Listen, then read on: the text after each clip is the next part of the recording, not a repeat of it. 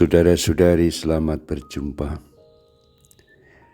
Saat ini saya ingin mengajak Anda merenungkan adorasi sebagai saat bersyukur atas Ekaristi sebagai pemberian unggulan.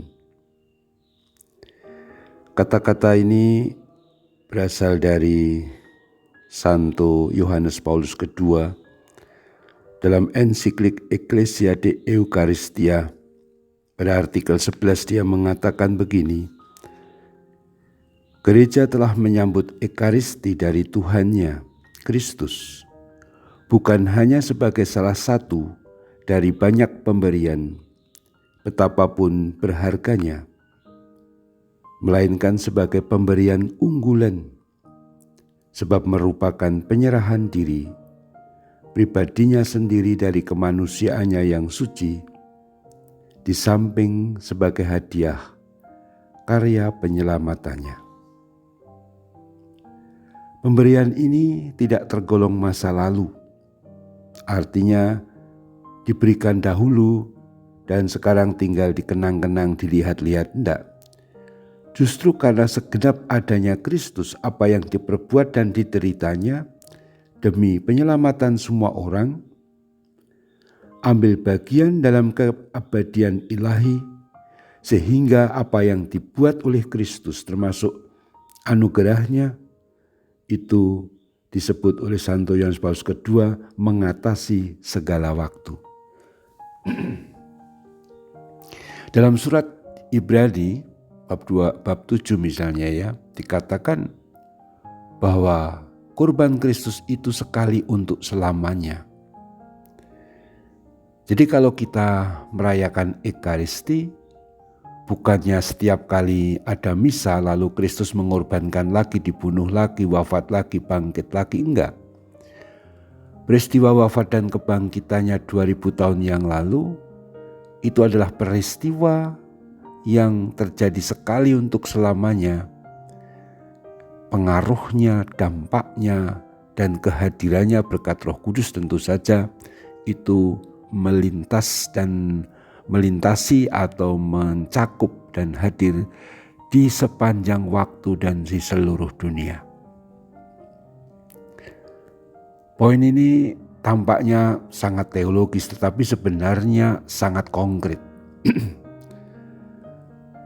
Kalau kita merayakan Ekaristi, kita percaya betul bahwa Tuhan Yesus Kristus itu benar-benar hadir. Dan itu iman yang paling pokok, bahwa kita yakin bahwa Tuhan Yesus Kristus yang wafat dan bangkit itu tetap hadir. Hadir di tengah kita, dan tidak hanya hadir secara pasif, tetapi hadir secara aktif, yaitu menghadirkan seluruh karya penebusannya, karya penyelamatannya. Dan itu dalam perayaan Ekaristi itu terjadi secara sakramental, dapat kita lihat, dapat kita pandang, dapat kita sentuh, bahkan kita sambut dalam komuni, kehadirannya dalam rupa roti itu. Dikatakan tadi bahwa Ekaristi merupakan pemberian unggulan. Artinya ada banyak anugerah dalam gereja oleh Tuhan.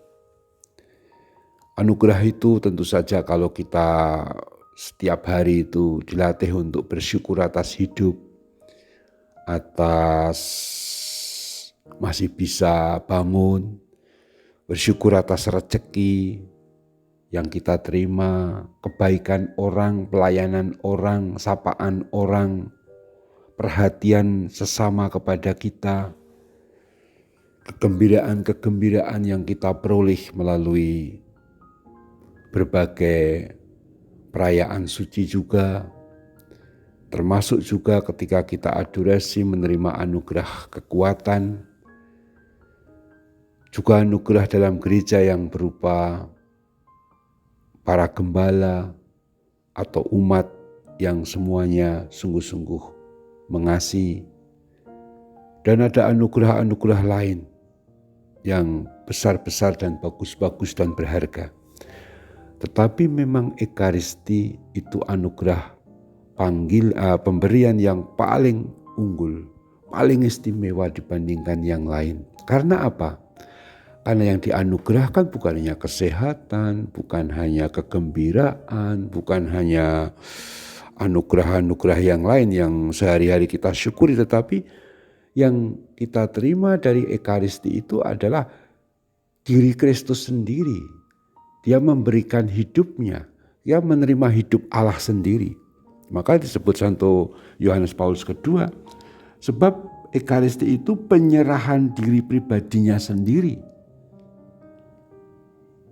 Dengan demikian sebenarnya kalau kita beradorasi, kita sungguh-sungguh sedang mensyukuri bahwa kita menerima anugerah hidup Tuhan sendiri.